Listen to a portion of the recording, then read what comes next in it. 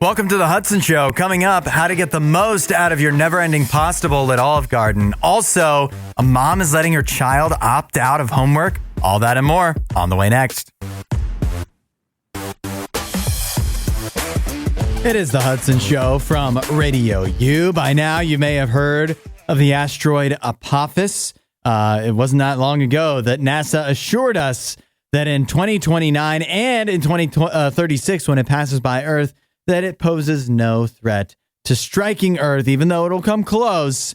We should all be safe. But that all now may be changing, according to Canadian astrophysicist Paul Weigert, who has found in his calculations that there is a chance that Apophis could strike Earth in 2029. How could this come to be? Well, in the time between now and then, if Apophis happens to get struck by another asteroid or comet that's the exact right mass and flying at the right velocity and hits it at the right angle, that could alter its angle to where it would be on a collision course with Earth in 2029. You're saying there's a chance we're not going to get hit by a giant asteroid in time for you to vote for this election, but 2029, watch out. Apophis could be coming our way. Of course, that's a very slim chance. In fact, it's a 1 in a million chance that it comes in contact with anything between now and then, forgetting about the odds that whatever it comes in contact with would change its trajectory in a fashion that would set it towards Earth. And by the way, if Apophis is going to strike Earth, it's not probably big enough to actually wipe out all of life. It would just take out a city or two. So I guess there's really nothing to worry about. But if you were hoping for the sweet relief of death by a giant asteroid, I guess, sorry, your hopes have been dashed. But I don't know. Technically, there is a chance. And you know what I've found in my life is sometimes the more unlikely something is, the more likely it seems. It's the Hudson Show. What's the worst thing you've ever left behind at a hotel? You can let me know at 8772-RADIO-U, although I'll say odds are it's probably a phone charger, maybe some clothes, some other kind of like power adapter. I've done that. I've also left a hat. What do you do when you leave something behind at a hotel? This is what I don't know. Do you call them and they send it to you? Because it's a hotel. You're not going to drive back to it. But those are some of the most common things left behind at hotels, according to Hotels.com's new Hotel Room Insights report. Those are the most common lost and found items in hotels. But I also have some of the most unique and unusual things that have been left behind at hotels, according to Hotels.com, including a Rolex watch, a different watch worth $6 million, keys and documents for a luxury car, and stacks of cash. How many of those do you think were like drug deal, like criminal things? I mean, it's got to be most of them, right? They also say they found 2 full leg casts. It's a miracle. And I love this. A pet lizard was left behind. You know that was like on purpose, whether it was definitely like a dad that maybe didn't like the lizard that much, but it was a kid's pet and they insisted on bringing it on the trip, even though that's ridiculous. And so he let him do it. And then he rushed everybody out of the room. It's like, this is my chance to get rid of this dang thing. Or maybe he was teaching the kids a lesson to like teach them not to pack up all of their stuff, not to remember to take care of old Lizzie. Well, we'll just leave them behind. That'll show them. I don't know. That's how I picture it. They also show some of the most unusual room service requests. I don't even know. I've never done room service. I don't even know what that's like, but they say some of the things are a caviar hot dog, fresh goat milk, 4 pounds of bananas, burnt toast, and a high five from a team member to ensure their room service request was read. Okay, Van Halen. You know how in your car, or, well, I guess just in life, you like talk about something, you're like, hey, let's Chinese food, whatever.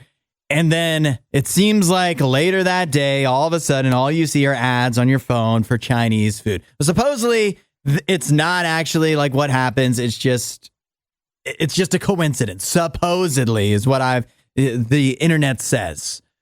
But that's all about to change, at least if Ford has anything to say about it, because they have just filed a patent for what is called an in-vehicle advertisement presentation system.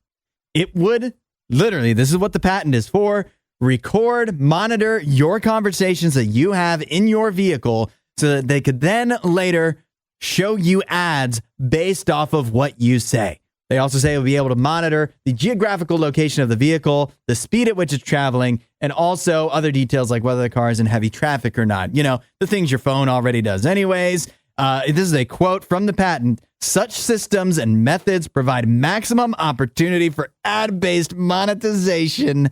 These systems and methods may use knowledge of vehicle destination prediction to provide more relevant advertisements. For example, if a user is going to grocery shopping, merchandise purchasing, etc. Doesn't this not make you so uncomfortable? Listen, sometimes to me, it's not the ads themselves. You know, they're annoying, listening to the radio and hearing an ad, listening to a podcast, hearing an ad. You know, I mean, they're just everywhere. But it's not even the ads themselves. It's how they are getting to us, how they are figuring out what to advertise to us. It's almost enough, or maybe it is enough, to make you want to, you know, listen to stations that are commercial free, escape from the ads completely. What kind of place could you do that? Oh, yeah. RadioU. We are doing Would You Rather Wednesday. Tanner sent in a good Would You Rather question for us today at 8772 RadioU. That's also where you can share your answer. Of course, the question is, would you rather pay with pennies for everything for the rest of your life, or would you rather use a pogo stick for all of your future travel? 8772 RadioU. I've got Sean on the phone. Thinking pennies. Okay, why is that? Because time is the most valuable commodity that we have, and the pogo stick would take so long just to get to work and home and everything like that. So I feel like in terms of value, you got to go pennies. That makes a lot of sense. And if I have to go everywhere by pogo stick, I'm just staying at home. Let's just get that loud and clear. Brian says pennies because then I would realize how much money I'm spending and probably save a lot. But I'm going to use the rolls and boxes of rolls. I'm not counting it out each time. I mean, if you're paying with pennies for everything you do for the rest of your life, rolls are a given. That's just obvious. Laura says, I think I'm going to go with pennies. And then Regina says, I'll go with the pogo stick because at least I'd have fewer people annoyed with me. Also, the vending machine at my work refused my pennies. I only had 5, but still, there's not many things that are automated you can use pennies on. Forget about online shopping. You couldn't use any apps for your, you know, like to buy stuff online. So that would be quite inconvenient. But I mean, using a pogo stick to get everywhere, that'd be a workout. That's the one positive. But Sean is right. You'd waste so much time doing that it would really render everything else in your life nearly impossible. The pennies, you could live paying with pennies. You'd just be the worst person in town. Susanna said if pogo sticking didn't take forever, I would choose that because I was really good at it as a 10-year-old. Yeah. Is that like riding a bicycle? Do you lose the ability to pogo stick, or is that something that continues on with you for the rest of your life? I don't know. Pennies is definitely the right choice. That's a good question, though, from Tanner. Today is Zafira the dog, my dog's birthday, and she is, I guess the question is, should we do anything to celebrate? What do you do to celebrate your dog? I've seen Aaron get in at 8772 RadioU, who says, we get our doggy Gibson a special doggy birthday cookie. And she says, Gibson just turned 14 a few weeks ago. So happy birthday to Gibson. She says, happy birthday, Zafira. Thank you, Aaron, for getting in. Also, Lily says, I always get my dogs a few toys wrapped in wrapping paper, usually a cupcake or dog bakery item with a candle, and always sing happy birthday, and then they eat their treat. But sometimes they don't like the candle and bark at it. And then we also heard from Paul, who says, past things we've done for our dogs, and there's a whole long list of them here. Trip to the dog park with their dog friends and a cake. Homemade blueberry carrot cake with cream cheese frosting. I'm not doing that. This sounds like more like me. Trips through the drive-thru for like a pup cup. Okay, that sounds reasonable. Also, a steak. There we go. You know what? Maybe Zafira. Maybe steaks all around the Hudson house tonight in honor of Zafira's birthday. Did you know the Never Ending Pasta Bowl is back at Olive Garden? It's going to be there till November 17th. And I've got a double-barreled life hack for you if you want to make the most of the Never Ending Pasta Bowl at Olive Garden. First of all, somebody went ahead and calculated how much pasta you would have to order to get your money's worth versus if you were to buy the ingredients and make it at home, which obviously includes extra effort on your part. But they included tax and tip and everything. And they found that if you order 4 bowls, you're about breaking even, probably getting a little better return on your investment than if you were to make it at home. That's a lot of pasta to eat, but maybe you get through 2 and then you take 1 home. You're still not quite there, right? But here's the other half of the life hack. You stop at Dollar Tree or wherever, or just bring some Tupperware from home, some containers from home, sneak them in. People have done this on TikTok and gotten away with it. You sneak containers in, you got to have a purse or something, and fill those with the pasta without the staff hopefully noticing, and then order as much as you want, eat as much as you want, and then also ask for to-go containers when you go because they don't know you already took some to go. And boom, you're easily making your money back. Does that feel a little gross, you just feel a little nasty doing that? I don't know. I mean, they say never ending, but that's tough. Hey, it's up to you. Let me know if you do this and it works. The numbers are in from the NFL's week 1. It was the most watched week 1 in NFL history. On average, 21 million people were watching each game, and in total, 123 million people watched at least part of one NFL game this past week. That is absolutely insane, and that is with the NFL becoming increasingly spread out across different networks that you need different subscriptions to watch and different streaming services. I swear, it feels like at this point, if the NFL came out this week and was like, coming up this Wednesday, we're going to be broadcasting a game on Gleep Glorp TV. It's Wednesday at 3 a.m. It only broadcasts in Japanese. We'd all be like, well, guess I got to sign up for Gleep Glorp TV. $18 a month. It's worth it to watch the Lions take on the Browns. A woman in Arizona has gotten big on TikTok after going on a monologue stating how she is letting her child opt out of homework. She's just not going to make the kid do homework anymore for the rest of the school year, which, just started. Now, I guess it does make more sense when you find out that the child in question is a kindergartner. Why do you even have homework in kindergarten? Why? What does a 5-year-old need to like how to eat apple slices? What do you need to know when you're in kindergarten that you need to take home with you? So I totally understand, but she raises some good points about why we should be able to opt out of homework altogether throughout school. I mean, if you think of school like a job, if your job came to you and was like, so you're going to work 8 hours today, and then here's a big giant stack of stuff you also need to accomplish before you go to bed tonight at home at your leisure. We'd all hate that and would not want to be a part of that job. And at least your job you get paid for. School, you don't get paid at all. I wish my mom would have let me opt out of homework, but I also was homeschooled, so then I wouldn't have done any work at all. I'd be even stupider than I already am. Isn't this fun? Nikki is here. Hello, Nikki. Hello, Hudson. How are you? I'm great, and I'm even greater because you're here. And Aww. you were letting me know sometimes we just can't talk on the show without talking about food. And it seems like a restaurant is always coming up between us. In this case, you were telling me that you've got Famous Dave's on your future. So I'm going after the show. So once you're done and I'm done, then we can head out. You need to wait until I'm finished. Once you say I get the green light, then I'm going. I was actually going to take Eric. It's about an hour away, so I have to drive. But you were saying, because believe it or not, I talk to Hudson most days of the week. Yeah. And I was just, like, hey, have you ever been to Famous Dave's before? It's a barbecue place. And did you say you went as a kid? Yeah, we went. That was, I don't know if you had this experience ever growing up, Nikki, but like we had some restaurants growing up that were your parents took you out. parents, particularly parents after church. When they want to go out with their friends, they would take all of us. And most of the time that was Pizza Hut, but often it was Famous Dave's when they wanted to get a little more spendy. And Famous Dave's, Ooh. well, you know, it's funny. After my parents moved away, I think the Famous Dave's that I grew up going to closed. So maybe they were keeping You guys them are in holding business. them together. Yeah, that's right. It was just us. I had never heard of it until one time at Costco, they were selling these giant jars of pickles, and it was a Famous Dave's hot and like spicy one.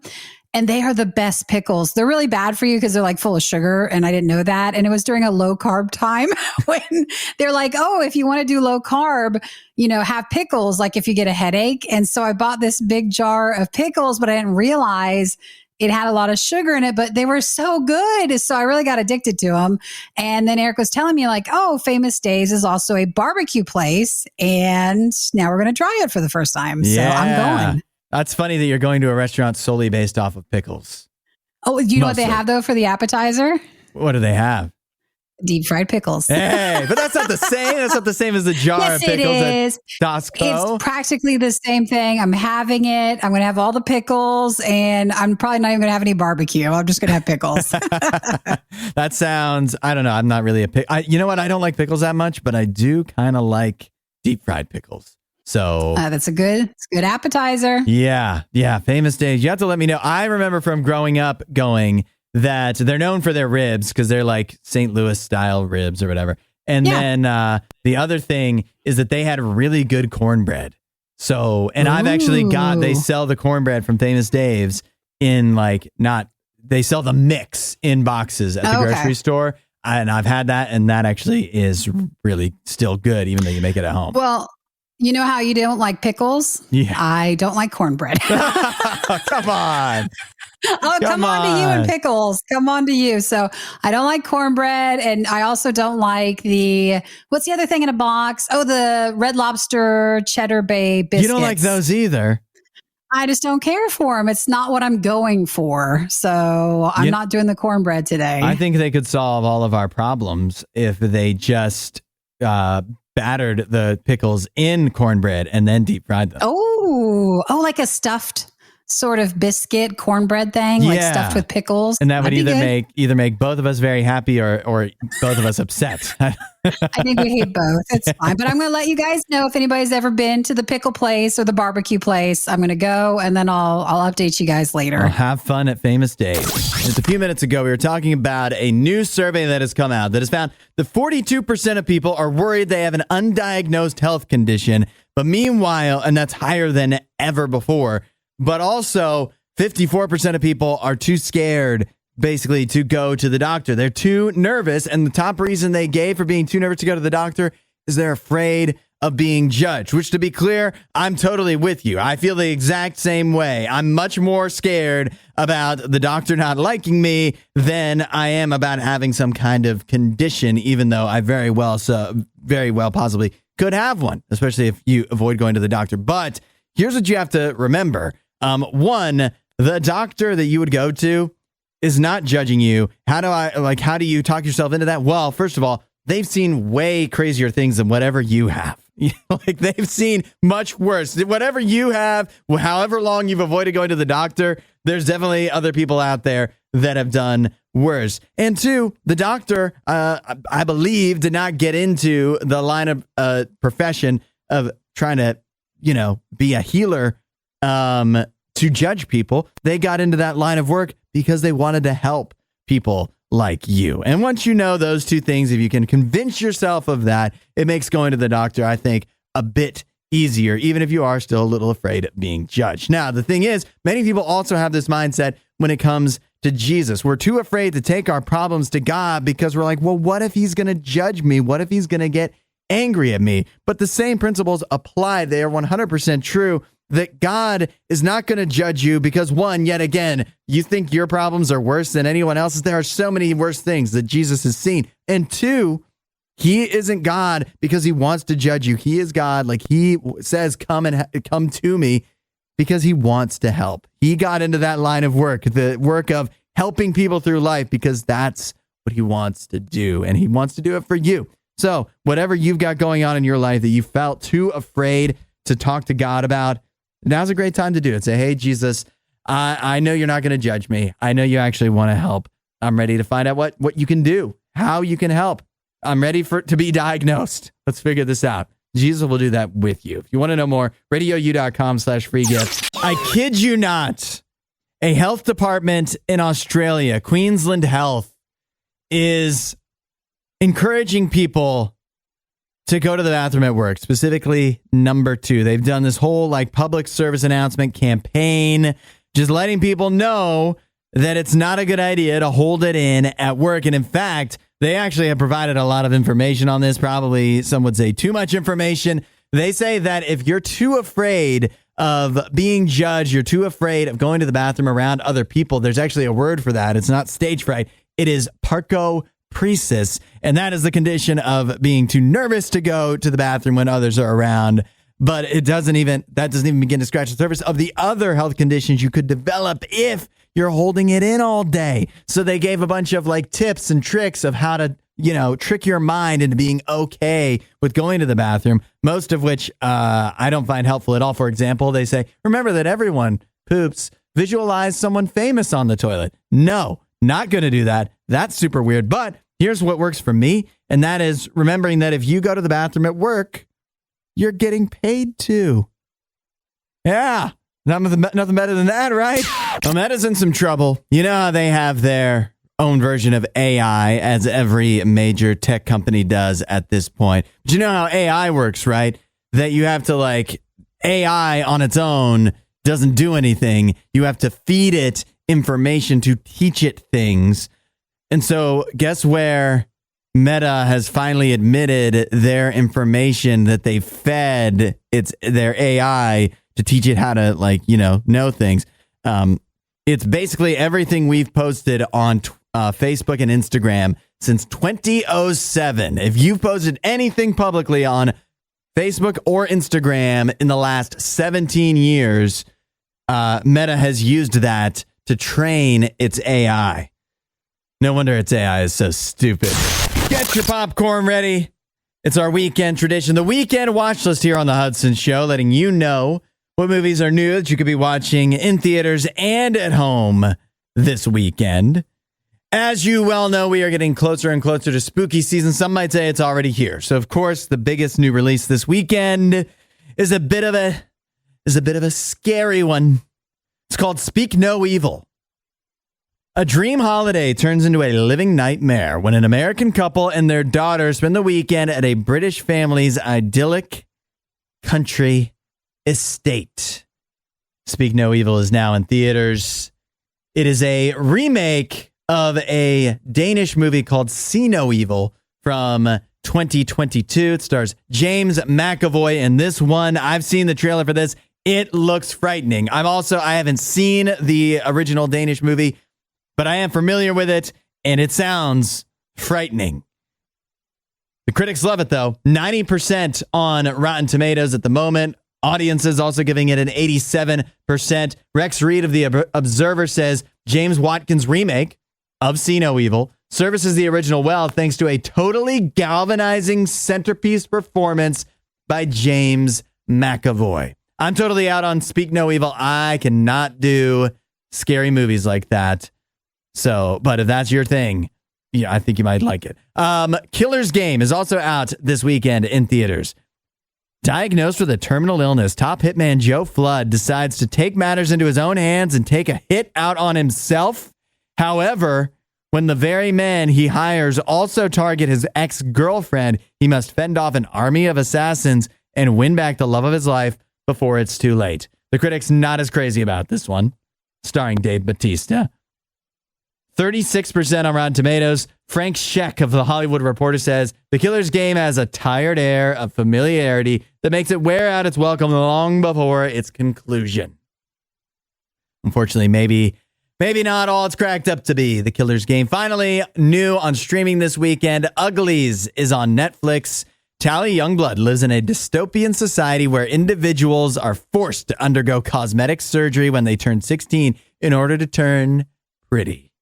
While Tally has long dreamed of becoming pretty, she has a change of heart when her friend runs away. Tally opts to ditch her surgery and sets off to find her lost friend, triggering events that will forever change her life. No Rotten Tomatoes score on this one, but the critics don't seem to be big fans, such as Nick Shager of the Daily Beast, who says, to say that it's a fourth generation knockoff of myriad similar young adult sagas that have come before it would be an understatement. It does seem fairly on the nose, too, just from reading the description. So maybe Ugly's not really worth your time this weekend either. Let me know what you do wind up seeing at 8772 Radio U if you've got any good movie recommendations for the weekend. That's your weekend. Watch us on the Hudson Show, and we'll see you at the movies. And this is a real treat for me. This is the first time that I've ever gotten the chance to talk to Collington. We're starting to play his new song, Talk About It, today. Good morning, James from Collington. Hey, Hudson. So good to be back with you guys. Good to see you. Yes, it is good to see you as well. So, James, the first question I have for you is, like, I've followed you on social media and stuff, so I get that you live in California now, but you're a New England guy at heart, right? That's correct. You can take the boy out of New England, but you can't take the New England out of the boy. Dunkin' Donuts, Boston sports. Let's go. Yes. I gotta ask. I mean, I know you moved to California. I'm sure you love it there, but what is one thing you miss about New England life? Oh, man. Honestly, it's my family. All my family's out there still. That's what I miss the most. But in terms of tangible goods, there's something about just the food out there. I love the food out there. I had to go gluten-free a few years ago, so like bagels and pizza are now off the table. But, oh, no. Yeah, there's some really, really good restaurants where I'm from. Yeah. Let me one thing I've picked up on about New England, I'm not from there, but like I have family there and stuff, is that everybody thinks that New England, like, I guess their picture of New England is Boston, and they think that all New England is like Boston. But what I found is that Connecticut and like Rhode Island and Massachusetts, like, they're all massively different. Do you like, I mean, there's some things that are the same, but would you agree with that? I agree. Yeah, they are pretty different. I mean, I'm from Rhode Island, so smallest state, longest name, 3% bigger at low tide. It's just like its own thing. Then every state is known for their own thing, except for Maine. Everybody, you can make fun of Maine, right? Yeah. Maine is the butt of the New England joke. So how long ago did you move from New England, from, I guess, Rhode Island to California?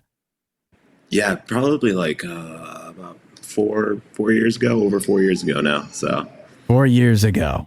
Where along that time frame, I know you lost your voice for some period of time. Yeah. When did that happen? So I lost my voice for, I want to say maybe like 8 to 12 months, and we're talking around like 2022. It was just because like that's just how I make a living, is singing in different capacities. And yeah, it was probably the worst experience ever. And so I went to the doctor. They gave me the camera down the nose and looking around. And I was seeing a vocal coach at the time, and she's like, they're going to tell you it's acid reflux or just like something like that. She's like, don't believe them. That's always a lie. And then lo and behold, that's what it was. I got like the wedge pillow and started putting myself up. One time I was going from Canada back into New York, and I forgot my wedge pillow, so I had to like go back over to Border Patrol. And they're like, why are you coming to Canada? I was like, I need my wedge pillow. And I got completely searched because of that answer. Yeah, it's just a few things I was able to correct, and I was just under a lot of stress and a lot of pressure at the time. So it was just kind of a bunch of things boiled over at once. That's wild. It's so crazy. Like, why, if you're going across the border, right, why would you make that up? I guess if you were some kind of criminal or whatever, you'd have to come up with something oddly specific and weird that they would be like, why would anybody make this up? But at the same time, like, how could you make up, I need my wedge pillow? And it's so important that I have to go back across the border. That's it. That is amazing. Well, it's great news that you were able to recover from that, and now you've been able to keep on making music, which may, I'm assuming at some point along that timeline, probably felt like it was unrealistic. But let me ask you, and this, I feel like this is a complicated question for a lot of us, but what makes you keep making music? Because like the simple answer for many would probably be, it's your job. Like if you ask, why do you keep doing your job? Because I need a job. But what is it that like keeps you in music and not going, well, maybe I'll just get a straight job? Like, what is it about music that keeps calling to you? Yeah, I mean, I just have so much conviction behind it, and honestly, just there are a lot of things that would be really attractive to me about having like a day job and stuff like that. And just the stability, the lack of, you just go in and you punch out at the end of the day. But for me, it's just, I just have such a conviction about it. And for me, like it really changed my life when I was about 16 and or served as a vessel to really change my life. That's how I became like a Christian and really met Jesus in a profound way for the first time ever. And so I just have so many convictions. And if I can be a part of that journey for people in some small way, then that's a home run for me at the end of the day. That is awesome. That is, I feel like there couldn't be a better answer than that. Well, let me tell you, or let me ask you then, we've got your new song, Talk About It, that we're going to play here in just a minute. What is the story, the backstory behind Talk About It? It is about me calling customer support for Mac and being on the phone all day. No, just kidding. It is. The song Talk About It, it's really just about a quote I was reading about where it's like, Jesus might be in my heart, but my family's in my bones. And relationally, there's just the idea that like being a married person, it's like, alcoholism is very prevalent in my family. Divorce is very prevalent in my family. And these are things that in somewhere in my bones, I feel like. And my wife's got her own stuff on her side of the family of like just all these reasons we still shouldn't be together, but just letting what's in your heart or who's in your heart be stronger than what's in your bones. James from Collington, thanks so much for spending some time with us today. Thanks, Hudson.